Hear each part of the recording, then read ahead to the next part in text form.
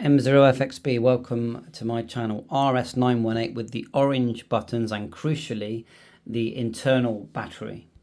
The main difference between that one and this model here, without the orange, there's no internal battery here, you need a power supply for this one, is the firmware modifications don't really work on the orange button one. It's a different board, different screen hardware. So if you want one to modify, go for the one that does not have a battery. The board in the orange button version is the RS-918. In the other one, it's the MCHF, based on the kit that came out. So the reason this video I think is quite important is on the battery unit. So let's just show you the side here. You've got a separate charging input for charging the battery, and there's a switch here. You turn it on and you can now use the battery. Of course you would not plug both in at the same time. So that's an important thing. Now regarding voltage, I'm going to show you that on the screen in a minute, but when you plug this in to charge the battery, it's turned off at the moment, okay? The charging item will go red, and when it's fully charged it will be green. And if we unplug it here, look at the voltage, 12.8, 1000 milliamps. Now it's designed to work with the battery that is inside this unit. If you plug any 12 volt supply into it, then it's possible you might not have the correct circuitry to turn off charging when the battery inside is fully charged, and then that could lead to overheating problems, etc. So what I have done to try and remember that is I've marked my charger like so, and it is one of these twin pin ones. So voltage wise, the next question is, well, how can we tell the voltage? All I can do is show you what I'm seeing, and you can actually calibrate the voltage on these, but I don't know how to do that, but I'm still gonna just turn this on. So if we turn it on with the battery first, I'll unplug the battery charger from the side, like so.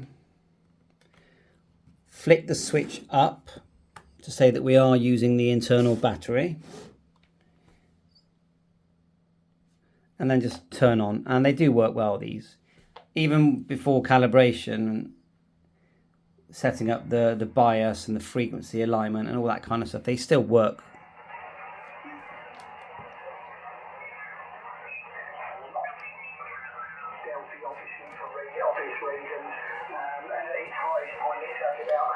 I mean, I really like both sets. If you want to play around with firmware, as I said, get the other one, yeah? My choice was to get both, okay? So now if you look at the charger, it's gone green now because it thinks it doesn't need to charge because it's not plugged into the unit.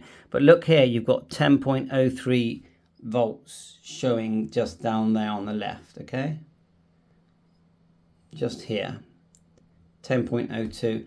Let's plug in the charger. I mean, I wouldn't recommend plugging it in and using it while it's charging, but let's plug it in, see if we get a different figure. Yeah, it's gone up to 10.8. So that's where you'll see your charging. So if we now, and if you look at the actual unit, it's gone green there at the moment. If we turn off the unit now, like so, see if it changes color.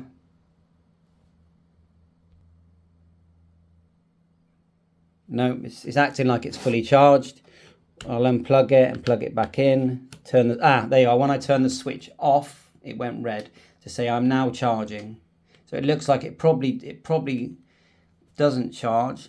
If you try to transmit on this, I think you'd have a problem because there's no way that the power from this is enough there's enough amps to run this unit.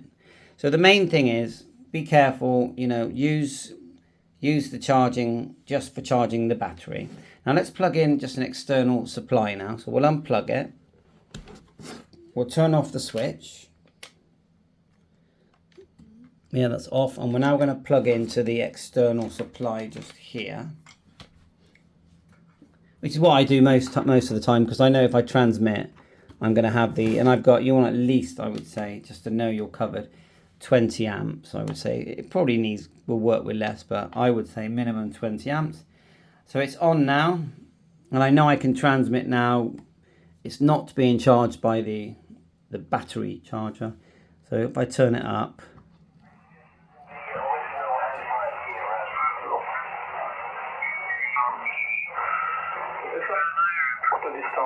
oh, it sounds great, doesn't it?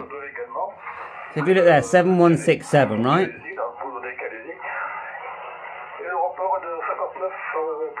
Voltage here, look, 13.9, so that's showing the volts. So we know how to keep an eye on that. Now let's swap it. Let's put the other one on.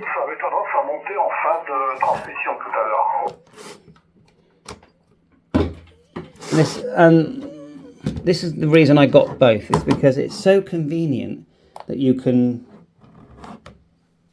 have a battery. I can go out in the garden, and don't forget, these are selling around, you know, £240. Okay, we swapped over, same antenna. Oh, we've got the DNR turned up too high, I think. Can't really hear anything. There you go. So this is the one with the modified firmware. You can see that you can all the way along the screen there. And it's been modified that you can just tap the screen easily and change to different... They're both touchscreen, by the way. But it's quite busy, isn't it? You can see it's busy conditions. They're recommended to set it at 10 kilohertz and then just tap. And then just use the encoder after that.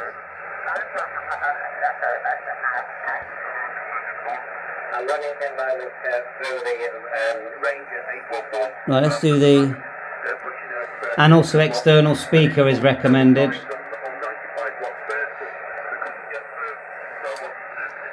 Let's do the DNR.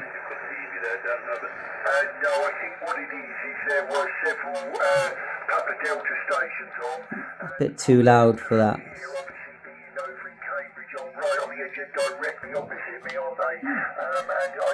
That's my fault, it's buzzing, because I loosened the nuts on the internal speaker and I couldn't get to them to tighten them up, which is a bit bad, but I'll get there, I'll do it.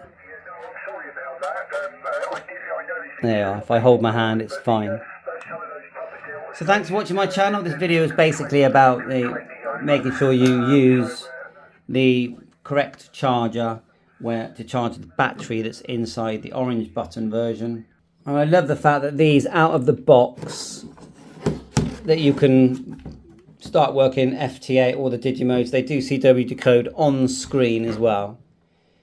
You've got line in, line out, ACC, speaker, brilliant with CW. I've got this little CW key here that works fine on it, and it's such a small unit. I mean, it's so portable. I actually prefer using this to the X6100, believe it or not. I just find it more fun. The X6100 is good, but it's more than double. These are 240 delivered. If you go for the battery, well, they're both the same, about 250 for the other model.